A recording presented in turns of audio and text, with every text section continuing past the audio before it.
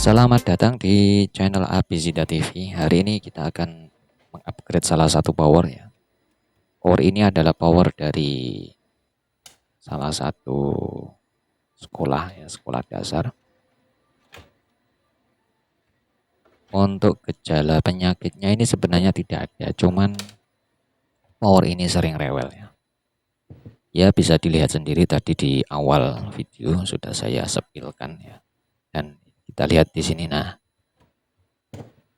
kabelnya sangat istimewa ya, di sambungan-sambungannya bisa dilihat ya, terlalu banyak kabel yang tengklewer kalau bahasa Jawanya ya.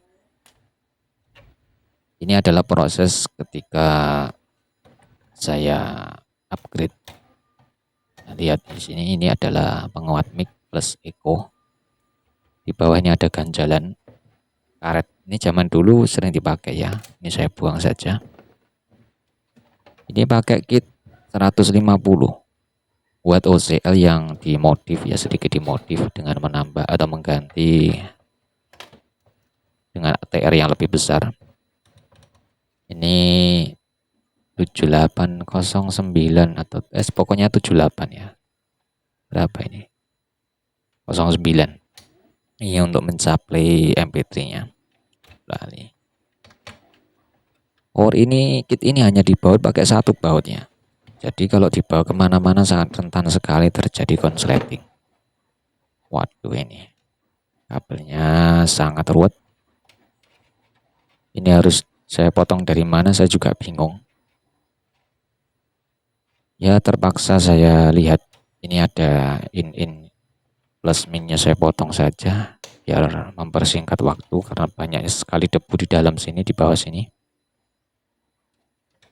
Ini juga saya potong kabel tisnya. Nah mulai terlihat jalur-jalurnya. Nah ini inputnya copot, di input power ini copot sehingga ketika dia bergerak suaranya putus-putus yang menyebabkan suara jadi tidak enak ya, gerak-gerok. Ini saya potong saja. Ini kabel apa ini? Oh, kabel itu yang ngisi DC, yang ngisi tone control dan lain sebagainya di depan ini, sekaligus ngisi MP3-nya.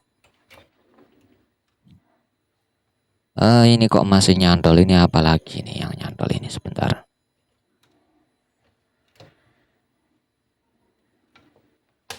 Oh ini saya potong saja ini. Ini dari mana ini? Oh, pengambilannya dari regulator ini. Oke. Sulit. Debunya Masya Allah. Ini saya ambil dulu untuk heatsinknya ya, karena heatsink yang seperti ini kurang bisa maksimal ya. Jadi pemasangan heatsink untuk power amplifier sebaiknya itu celah-celah atau sisirnya itu harus dilewati angin dari kipas ya, sehingga nanti pendinginannya bisa maksimal. Kalau seperti ini dia akan tertabrak. Dia bukan mendinginkan TR, tapi kipasnya jadi nggak fungsi. Jadi fungsi utama yang paling penting itu adalah dinginkan pendingin yang ada transistor finalnya dan hadapkan sejajar dengan laju angin ya, sesuai dengan jumlah, sesuai dengan sisirnya heatsink. Kalau untuk trafo ini murni ya, 5 ampere murni. Dia pakai 5 ampere CT45, yang dipakai ini adalah CT32. Mau saya naikkan tapi elko-nya hanya maksimal di 50 volt. Jadi saya tidak berani ya, cukup saya perbarui saja pengkabelannya. Ini saya lepas semua. Ya, seperti ini penampilannya. Debunya super tebal ini. Saya potong saja. Oke, saya singkirkan dulu, saya amankan dulu.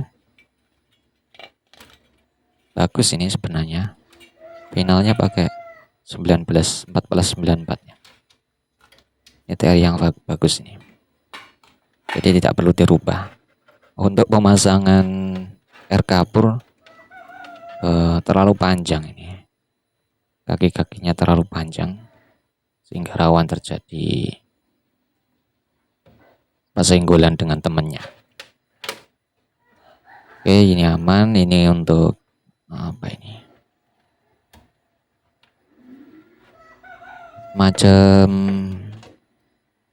apa itu, filter jenis Galaxy ya, jenis Galaxy yang memakai apa ini, jenisnya IC LA3600 kayaknya. Ini bisa menambah bass juga. Kalau dikasih ini cukup jernih untuk suaranya. Ini saya biarkan saja karena bisa lumayan menambah gain input tone control untuk masuk ke power. Ini jalurnya saya hafalkan dulu karena nanti kabelnya ini tidak akan saya perbarui ya. Ini saya rapikan. Untuk air kapur saya potong saja. Ini input. Oke. Ruwet sekali. Input dari CT 1 ampere belakang juga cukup bagus. Oke, bagus. Tinggal membersihkan bawah-bawah ini.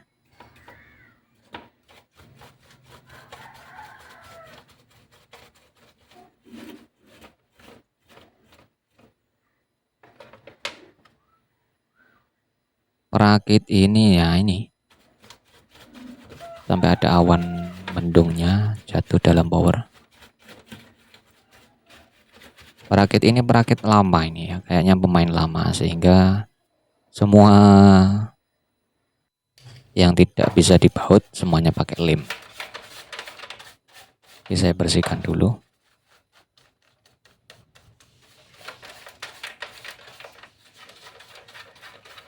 Jadi kasus seperti ini aslinya kita tidak perlu merubah yang terlalu ekstrim ya. Kenapa? Karena kita sudah mengikuti apa itu namanya, dari perakit yang pertama. Karena rakitan yang saya lihat ini cukup ya lumayan lah, untuk suaranya cukup bagus, sehingga saya tidak perlu merubah pengkabelan. Ini hanya saya upgrade kitnya saja, saya upgrade menjadi 504 karena versi yang lama pakai 150 itu kalau saya ukur dengan telinga saya sendiri suaranya pun juga sama ya, nggak jauh beda. Kayaknya pun lebih bagus yang 504. Jadi sebaiknya selain kit kita nggak usah meng-OI lagi atau merubah lagi, kita cukup upgrade kitnya, kemudian kita rapikan, kita ganti kabel-kabel yang ada di kit powernya, termasuk skrup-skrup yang tadi ada menempel di pendingin atau di TR-nya. Karena kalau lihat yang asli, TR-nya itu hanya dibaut dengan satu baut, yang aslinya jatahnya Sunken itu 2 baut. Itu harusnya pakai 2 ya. Dan akan saya ganti dengan skrup karena lebih kuat, lebih simple, masangannya pun lebih cepat.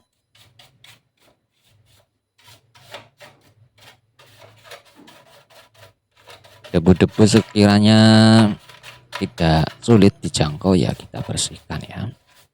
Seharusnya ini pakai air ya, karena saya males. Cukup saya kuas saja karena saya nggak mau terlalu ribet. Di dalam, di belakang, mungkin yang sering paling banyak itu yang tidak terjangkau seperti di bawahnya trafo. Itu yang belakang itu sulit sekali, itu mungkin pakai kuas yang lebih kecil lagi seharusnya. Jadi secukupnya yang saya bisa jangkau ya saya bersihkan.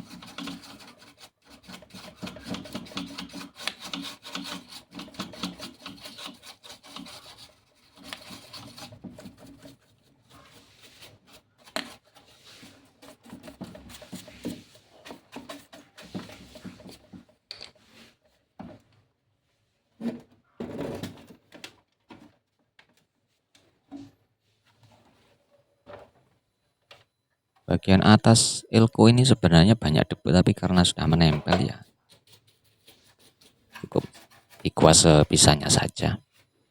Nah, ini sela-sela yang bawah ini paling sering dan paling rentan karena paling dekat dengan kipas.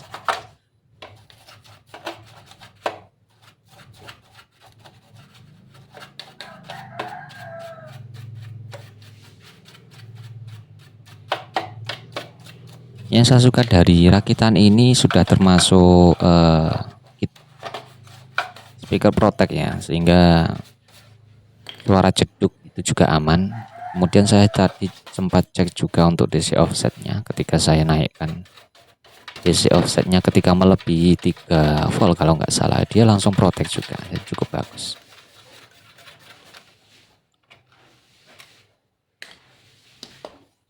Ini adalah TR yang asli ya, yang asli saya sudah copoti semuanya, saya bersihkan juga.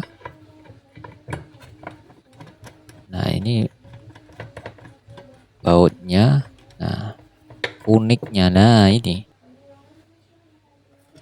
isolatornya memakai isolator Sanken dan isolatornya TIP 3055 ya, jadikan satu kanan kiri.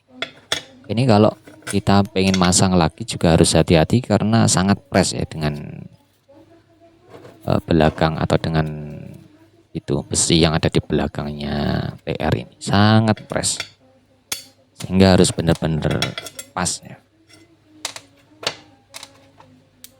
Rencanakan ya seperti sebelumnya yang pernah saya posting di video sebelumnya, sebelum kita apa itu namanya eksekusi, pastikan dulu ya mana-mana yang perlu dibor ya, karena bor niku sekali ngebor kita harusnya dapat banyak ya. Mana yang perlu kita bor semuanya, kita titiki ya, seperti ini contohnya ya, kita titiki, kita tandai semua.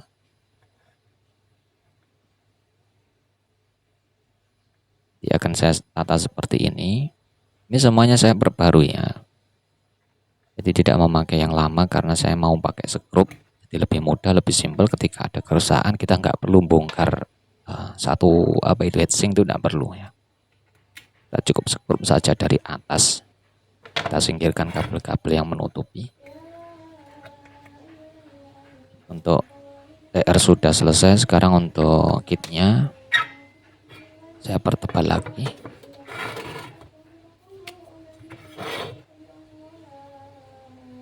Titik-titik ini akan saya bor menggunakan mata bor 2 mili, atau pengen yang lebih kecil juga enggak apa-apa, tapi yang bagus yang pas niku ya 2 mili ya, karena skrup yang saya pakai itu adalah 3 mili. Ini kita pasang juga untuk jatahnya kit.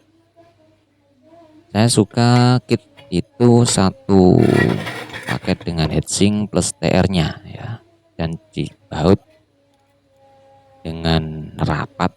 Jadi ketika ada kerusakan itu lebih mudah ya, lebih mudah tanpa bongkar total. Seperti ini kita tandai di titik-titiknya, paskan ya. Pastikan ketika sampean nandai itu sesuaikan dengan lebar siripnya, harus tepat tengah-tengah. Karena apa? Karena 3 mili atau murbau 3 mili itu kalau nggak pas tengah dia pasti akan menceng ya. Kalau menceng itu sangat mengganggu sekali. Oke, setelah itu kita tandai juga yang perlu dibor yang sesuai dengan boxnya. Nah, ini untuk mengikat heatsink kita tandai dulu. Jadi kerja pengeboran itu sekali, cukup sekali pengerjaan ya. Kita bawa keluar, kita bor, sekali bor itu sudah dapat banyak, dan pastikan lubang-lubang yang akan kita bor itu benar-benar akurat ya, benar-benar sesuai. Jangan sampai pengeborannya itu meleset sehingga mengganggu atau memperjelek tampilan box.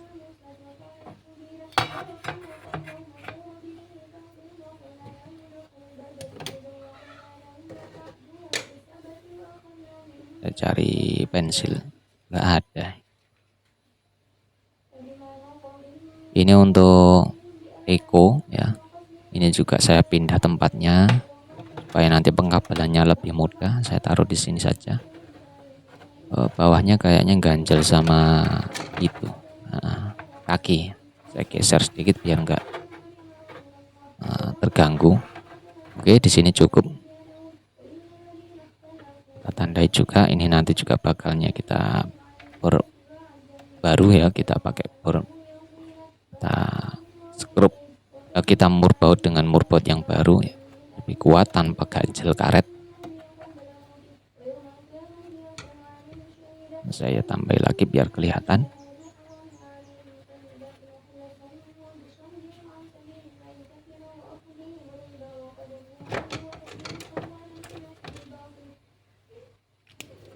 Nah, seperti ini jadinya ya. Setelah kita bor, saya skrup.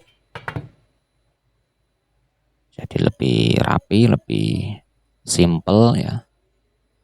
Untuk lubang edging juga tidak menutupi kitnya, tidak tertutup oleh kit, jadi ketika nanti rusak mudah sekali bongkarnya. Nah, seperti ini tampilannya.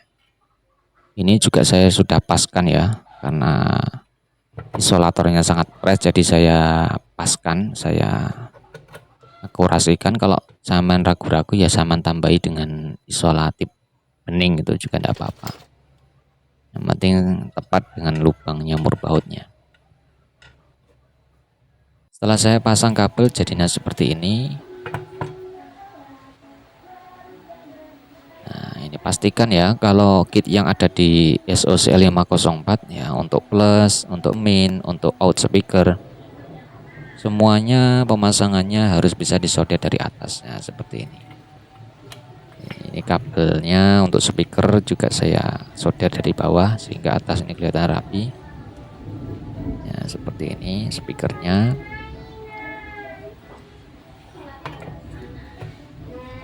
Nanti akan taruh sini, kemudian kita perkuat dengan murbautnya.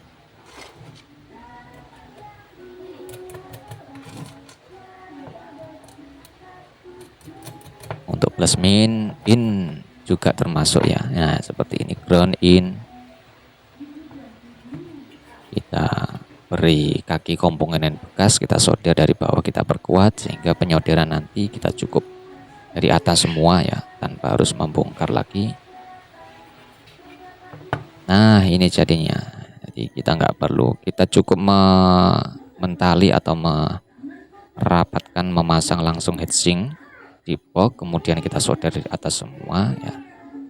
Ini untuk groundnya saya beri langsung ya, saya jejerkan dengan speakernya biar lebih rapi. Ini untuk AC in masuk ke dioda, terus out dari dioda masuk elko langsung masuk ke kit. Dan jalan speakernya.